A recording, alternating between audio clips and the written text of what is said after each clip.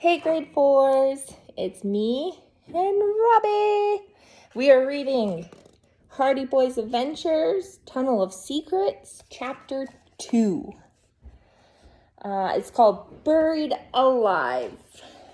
Hey Keith, do you know Layla Hickson, I asked, the leader of Bayport's Urbex Club? Just adjusted his headlamp directly toward the darkened tunnel branching off to our right.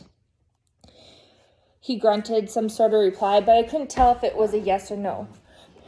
Chris Scott, he said to the two Urbex members who ventured underground with us, you guys check out this passage. I'll take Joe down this way and we'll reconvene back here in 20. As far as I could tell, the tunnel we were exploring was right under the town square. A few months earlier, my brother Frank and I discovered an old secret tunnel below the Bayport Aquarium that a wildlife smuggler had been using to steal an endangered giant sea turtle. We didn't know it then, but the tunnel turned out to be part of a whole network of abandoned secret passageways winding their way under Bayport. Some of them were hundreds of years old, but no one really knew who originally built them and why.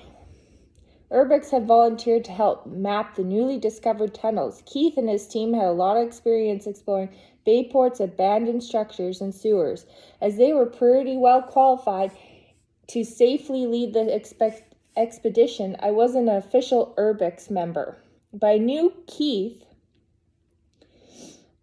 from rock climbing class, so I decided to tag along at the last minute to get my mind off my friend Layla. It wasn't working, though. I'm usually pretty confident around girls, but Layla always makes me kind of tongue-tied, you know, I shared with Keith, who ignored me as he led us deeper into the tunnel. Maybe it's because her dad's a cop. Keith started coughing like he got something stuck in his throat. It was pretty dusty in the tunnel, so I offered him a sip of my water bottle, but he just waved me off. Anyway, I finally worked up the guts to ask her out. I continued, but when she went missing before I had the chance, I can't help thinking if I just asked her, maybe we would have been together the day she disappeared. Then I could have protected her from whatever happened. Keith stopped without saying anything and began studying his hand-drawn schematics on the different tunnel. I mean, at first everyone was saying maybe she'd ran away, but that totally isn't like her. She's a genuinely nice, happy person. And after Daniel went missing, I mean, come on, 2 kids from the same high school in 1 week? I said the detective in me started to kick into gear. You know, the police have to be thinking it's kidnapping at this point, or they wouldn't have called a press conference on a Saturday. Keith swung around abruptly. So that is his headlamp shone right into my eyes, making me see spots. Wouldn't you shut up already? He snapped. I'm trying to concentrate. Sorry, dude. Just trying to make conversation, I said, raising my hand to block the light. Not that it did much good. Well, don't, Keith muttered. Sheesh, don't you get all angry about it, I said, wondering what had Keith so uptight. He grunted. Just stay here until I come back for you, okay? I'm going to check out that junction ahead. Fine, whatever, I said, trying not to get angry. I invited myself on his expedition, after all. Keith had been pretty grumpy the whole morning, which was weird because he usually joked a lot. I had thought he'd mind me tagging along with the Urbex group, but I was starting to get the impression that I wasn't welcomed.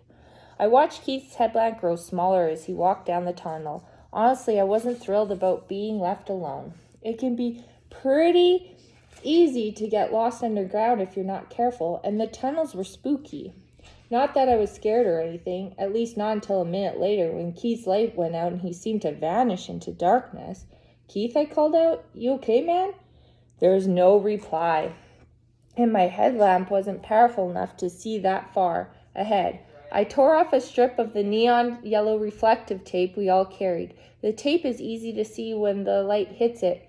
Stuck into a beam to mark my trail and headed off down the tunnel. I ended at a T-section that split into 2 smaller tunnels. I shone my headlamp down, and one and then the other, still no Keith. I was about to call his name again when I felt the floor moving. A second later, a muffled thump sent a wave of vibrations through the tunnel. I didn't know what was going on, but definitely wasn't good. Before I had a chance to decide if I should go after Keith or run back to the rendezvous point, A boom rumbled through the tunnel, shaking the walls and knocking me off my feet. There are 2 words you never want to hear about while exploring underground. Cave-in.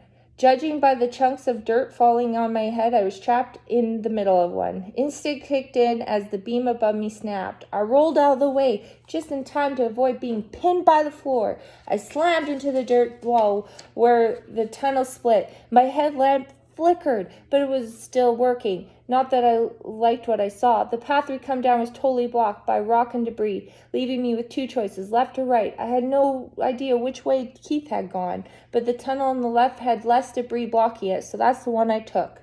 I pushed away all thoughts of being buried alive and kept my feet moving. Freezing up in panic can be just as deadly as a falling beam. I was focusing on taking slow breaths when I heard scraping and scratching. The sounds grew louder until I caught sight of the beam from a headlamp up ahead. Keith was on the ground trying to clear wreckage from another cave-in. Man, is it good to see you, I cried. What happened? Are you okay? Keith swiveled at the sound of my voice. He was covered in dirt and dazed looked about him. Okay, my ankle, it's sprained. I think, we need to get out of here. I'm with you, man. I'll help you dig. I quickly surveyed our situation. It looked like we were in some kind of underground chamber, only it was hard to tell because everything except the tunnel I'd come down was now walled off in rubble. It was mostly dirt and rock and some old beams, but then my headlamp flickered over something shinier on the ground. It was about to move toward it when Keith started yelping. Forget about that. Why aren't you digging? We have to get out of here. He almost seemed on the verge of attacking me. I guess some people really can't stand being trapped in confined spaces. It seemed like an inconvenient phobia for the leader of a Urbex Explorers Club, but there was no time to think about that now. The 2 of us were trapped underground with a limited supply of air and a wall of rubble between us and freedom. And that was chapter 2.